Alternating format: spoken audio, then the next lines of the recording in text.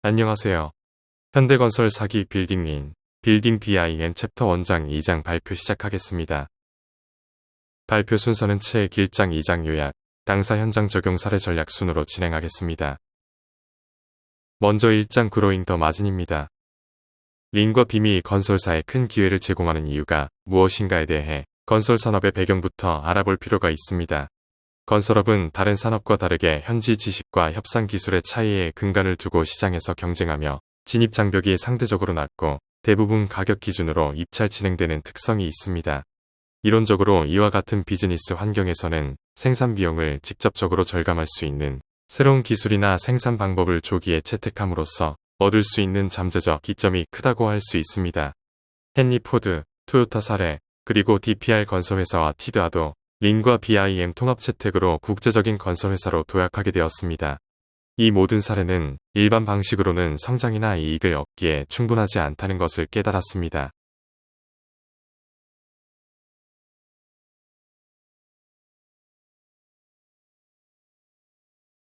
건설회사의 업무 방식은 낭비가 많기 때문에 린 사고방식은 건설회사에 큰 기회를 제공합니다. 린 방식을 통해 돈과 시간을 절약할 수 있도록 생산성을 높일 수 있는 곳이라면 어디에서나 건물을 짓는 데 필요한 자원 낭비를 줄이는 동시에 고객에 대한 건물의 가치를 높일 수 있습니다. BIM은 2D 도면 사용으로 인해 업계를 괴롭히는 많은 설계 품질, 통신 및 제어 문제를 해결하여 공사에 많은 도움을 제공합니다. 주로 설계 단계에서 나은 품질 관리를 가능하게 하는 시뮬레이션 및 분석 도구를 통해 고객의 니즈와 비용을 절감할 수 있는 가능성을 제시합니다. 공사 중에 내재된 많은 비부가 가치 활동을 완전히 제거하는 사전 조립 및 현장 외부 생산으로의 전환을 가능하게 합니다. BIM이라는 용어는 2002년에 만들어졌지만 빔 소프트웨어는 1990년대부터 다양한 형태로 제공되었습니다. 이러한 혁신 기술이 2000년대 중반에 본격적으로 채택되기 시작한 이유는 무엇이며 그 이후에는 선구적인 기업에만 가능했을까요?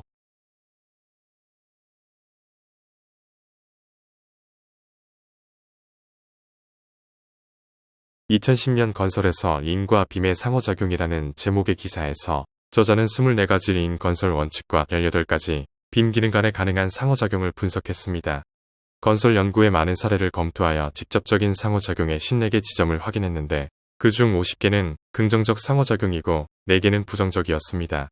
저자는 BIM과 린 동시에 구현하는 것이 가능할 뿐만 아니라 실제로 적극 권장된다고 결론지었습니다. 왜냐하면 많은 BIM 기능이 린의 핵심 부분인 설계, 계획, 공급망 및 건설 프로세스의 흐름을 개선했기 때문입니다.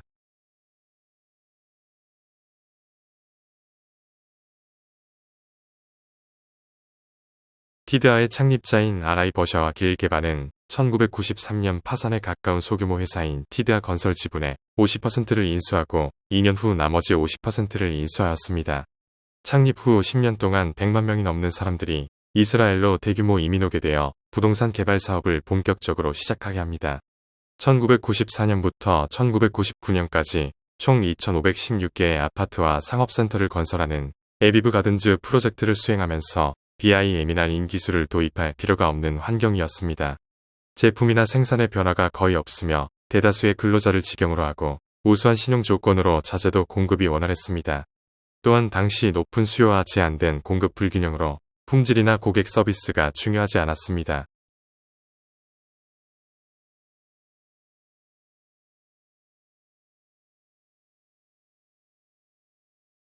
이스라엘 티드아 건설의 비전 및 사명은 첫 번째, 글로벌 성장 위해 노력하고 우수성과 혁신의 가치를 배양하고 서비스 역할 모델을 하며 두 번째, 직원을 육성하고 보상하며 자부심의 원천이 되는 성장하는 회사가 되며 세 번째, 지역사회에 봉사하며 이스라엘의 사회와 경제에 기여하는 데 목표가 있습니다. 티드아 건설 직원의 약속은 보시는 바와 같이 11가지 핵심 신념을 표현합니다.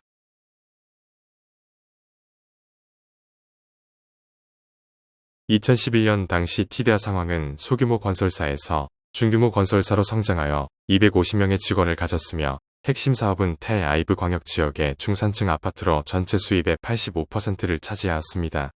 대부분의 협력업체가 동상품 유형에 특화되어 있어 경쟁률은 높고 이유는 낮은 시장이었으며 고객 서비스를 유지하기 위해 평균 이상의 간접 경비가 발생하였습니다. 15%의 투자 수익률이 필요했지만 실제로는 한 자릿수 마진이 발생하였습니다. 따라서 티드하는 중새로운 선택이 필요하였습니다.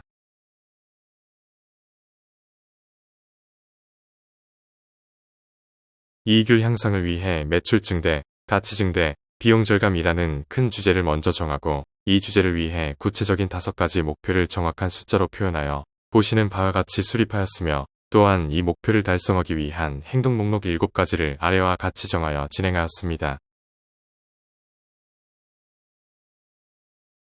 티드하는 그로잉 더 마진이라는 전략을 수립했는데 이를 스웨덴의 주요 건설 및 부동산 개발회사인 ACC의 뉴 스트라테지 포 글로벌 그로스와 비교해보면 유사한 점을 알 수 있습니다. 두 전략 모두 영업 마진 개선의 필요성을 강조한 것 외에도 운영의 우수성을 부각하고 있습니다.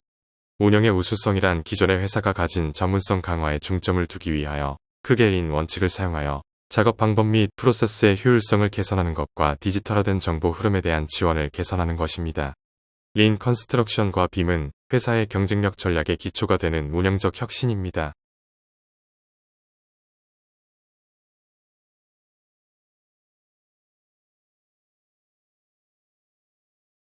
2011년 12월 티다르는 회사 연례 직원 회의에서 전체 직원을 대상으로 그로잉 더 마진 계획을 제시하였습니다. 그 첫 번째로 운영 효율성 향상을 위해 불필요한 요소를 제거하는 것으로 린 컨스트럭션에 해당합니다. 불필요한 요소로는 불량 제품의 낭비, 과잉 생산, 과잉 재고, 불필요한 가공, 인원의 불필요한 이동, 자재 및 장비의 낭비된 운송, 대기 시간을 제시하였습니다. 이는 오노 다이이치가 식별하고 대부분의 린 컨스트럭션 전문가들이 반복했던 7가지 낭비와 동일합니다. 티드하는 더 티드아 웨이를 통해 비부가 가치 활동을 식별하고 제거하여 프로세스를 재설계하고자 하였습니다. 이를 위한 전제적인 아이디어로 첫째, 직원이 하루 동안 한 모든 일이 고객에게 가치를 제공하지 않는다라는 것과 둘째, 작업 과정을 면밀히 살펴보면 가치를 창출하지 못하는 많은 대기 시간과 이동으로 시간을 소비하고 있다는 점입니다.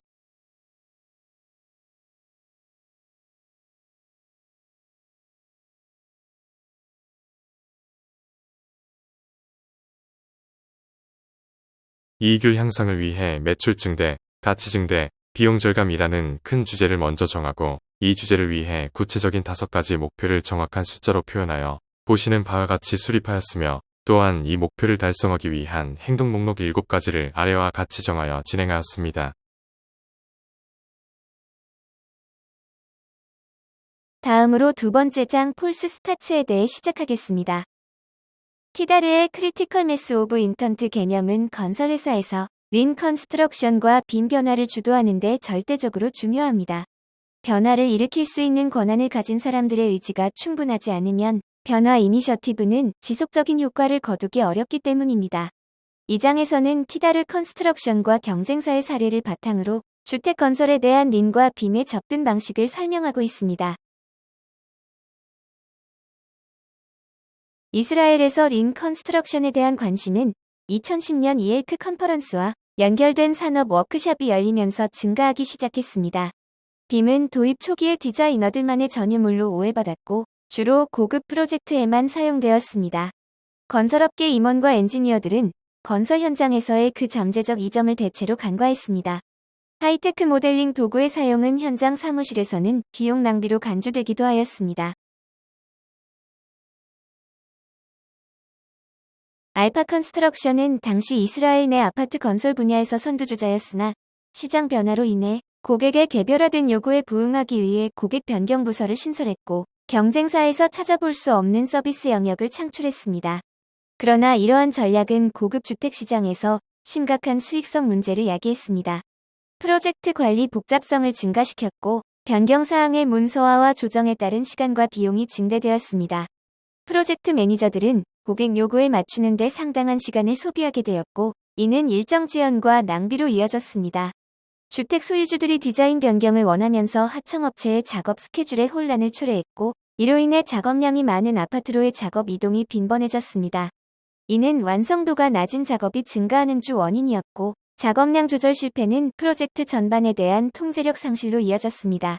프로젝트 막바지에 이르러 하청업체의 인원 감소와 마무리되지 않은 세부 작업이 많아지면서 상황은 더욱 악화되었으며 결과적으로 프로젝트는 예정된 시간 내에 완료되지 못하는 문제에 직면하게 되었습니다.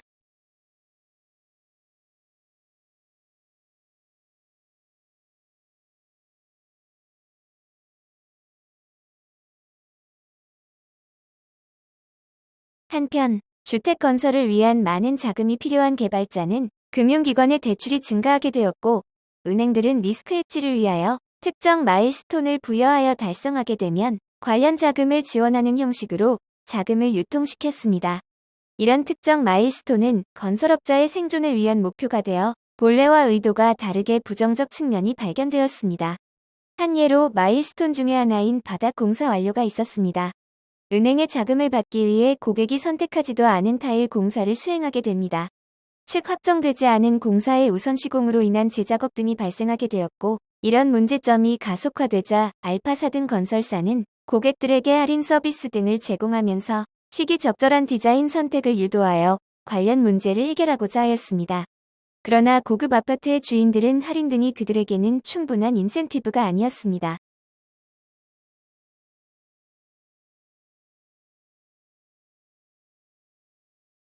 이러한 노력에도 불구하고 건설 예산 증가 등 악순환이 지속되자 학계 자문 등을 통해 관련 문제에 대해 연구하기 시작하였습니다. 연구 결과 연속 작업의 방해 요소인 고객 디자인 변경 프로세스의 불안전성이었습니다. 이런 경과로 잦은 작업 중단과 이에 따른 생산성 저하 및 하청업체 손실까지 발생하게 되었고, 이런 문제점을 해결하기 위하여 연구진은 구조물 건설과 고객 변경 사항을 분리하여 효율성을 증대하고자 하였습니다. 시뮬레이션 결과 재작업 감소 및 현금 흐름 개선을 확인할 수 있었습니다.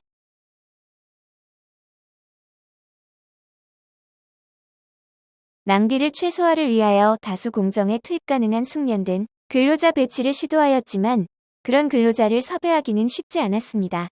이를 극복하기 위하여 다양한 작업 순서를 변경하면서 인터페이스 최소화하기 위해 노력하였고, 설계 변경이 예상되는 부분은 별도 도면을 명기하여 재작업을 최소화하였습니다. 이런 노력으로 린 컨스트럭션 도입을 위한 워크숍 개최 등 추진 계획 수립 등 CEO 관심 아래 순조롭게 추진되는 것으로 보였으나, CEO의 다른 사업체 이직과 기존 관행을 유지를 선호하는 후임자 선임으로 이 전략은 실행되지 못했습니다.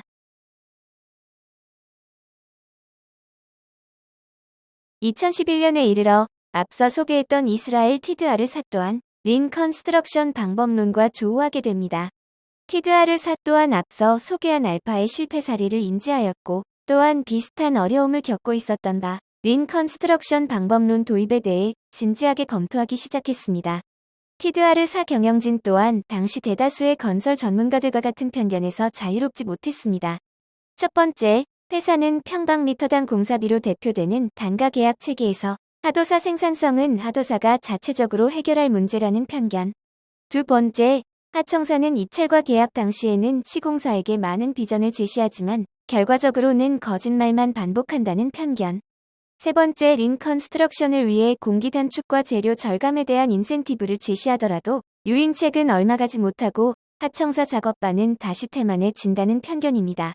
결과적으로 티드아르사는 린 컨스트럭션 방법론의 도입을 포기하게 됩니다.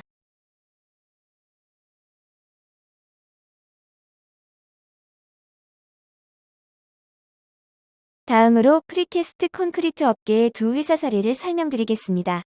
2005년에서 2007년 두 회사가 빔 도입을 검토하기 전에 세버스리먼사는 교량용 프리캐스트 빔, 주거용 모듈러 주택 등 다방면의 PC 제품을 생산하는 회사였고, 아커스타인사는 포장 슬래브나 상하 수도관 등 단순 PC 제품을 취급하는 업체였습니다.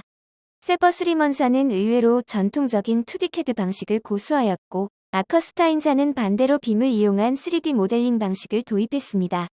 양사는 모두 설계 도면 및 샵 드로잉, 도면을 서드파티 설계사에 아웃소싱하고 있었는데, 각사가 검토한 결과 아커스타인사는 설계사와 함께 BIM 기술 교육에 투자하기로 결정한 반면 세버스리먼사는 투자를 포기합니다.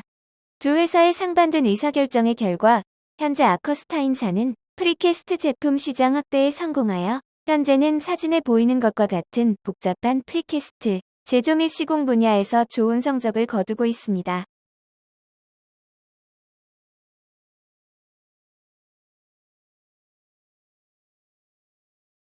결론부에서 저자는 산업의 급변기에 있어서 대다수 기업에게 변화의 기회와 정보가 공평하게 주어진다고 주장합니다.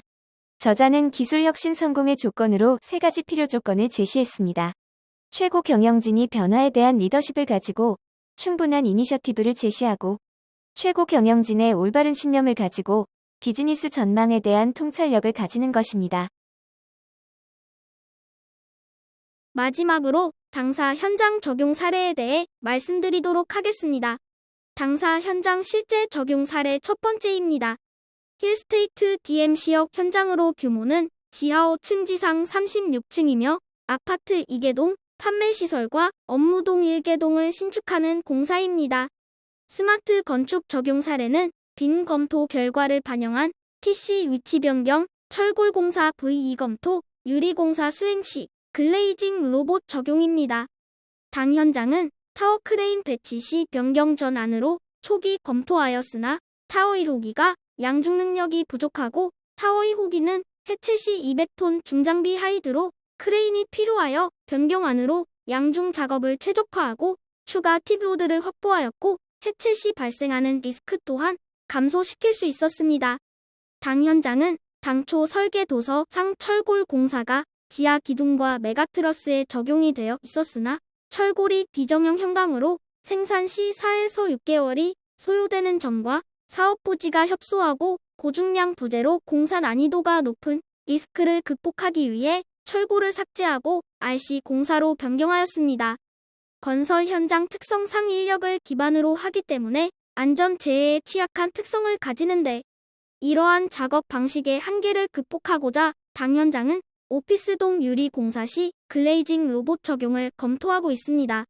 두 번째 사례는 링과 BIM을 적용하지 않았지만 적용했다면 예방할 수 있었을 것으로 생각되는 사례에 대해 소개드리겠습니다. DH 퍼스티어 아이파크 현장으로 규모는 지하 4층 지상 35층이며 아파트 74개동, 총 6,702세대 규모의 현장입니다. 첫 번째 사례입니다. 당 현장에는 총 74개동 중 10개동은 복도식 아파트입니다. 당초 복도식 아파트는 별도 천장 마감이 없고 설비 배관 노출 방식이었으나 조합과 협의를 통해 석고보드와 VP 도장 마감으로 설계 변경을 진행하였습니다. 단순 2D 평면도 상에는 큰 문제가 없고 어려운 공사가 아니었기에 설계사, 시공사 모두 직관적으로 문제점을 파악하지 못하였습니다. 하지만 실제 시공 당시에는 이미 설치된 설비 배관으로 천정과 세대 창호 간의 높이 간섭이 발생하였고 마감을 위해 불가피하게 커튼을 설치하지 않는 곳에 커튼 박스를 시공하였고 10개동 약 2.5억이라는 추가 비용이 투입되었습니다. 최초 BIM이 세팅되어 설계 변경 협의 당시 또는 설비 작업 전 해당 부위 3D 검토가 진행되었다면 비용을 아낄 수 있었을 거란 아쉬움이 있습니다. 두 번째 사례입니다. 일반적으로 발코니에 설치되는 스프링클러의 경우 거실에서 발코니 벽체로 관통되어 설치되나 해당 현장은 거실 측면에 간접 등박스가 설치되어 스프링클러 배관이 지나갈 수 없는 현장 특수성이 있었습니다. 실제 현장 시공 시 기존 각 공종의 실시 도면, 샵 도면도 부실한 상황에서 타 공종 간 도면을 맞추는 것이 현실적으로 제한되는 경우가 많기에 실제 해당 현장에서도 일반적인 현장처럼 준비를 하였다가 변경 후와 같이 일부 재시공한 경우가 있었습니다. 이와 같이 현장 특수성 또한 빔 세팅 시 미리 발견될 수 있었던 사항이었습니다. 마지막 사례로 팬룸 급배기 구간 구분 추가 작업건입니다. 보통의 팬룸의 경우 급기와 배기가 나누어져 설계가 되어 있지만 특별 피난 계단, 열 교환실 등 특수한 실의 경우 급배기가 한 곳에 설계가 된 경우가 있습니다.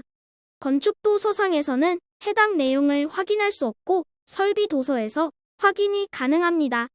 가장 초기 공종인 골조 공종 착수전 검토가 완료되어 골조를 타설할 때 급배기 구분 목적의 벽도 함께 타설하여야 했지만 추후에 철판 용접을 통해 급배기 구분을 한 경우입니다. 이상으로 발표를 마치겠습니다. 긴 시간 동안 경청해 주셔서 감사합니다.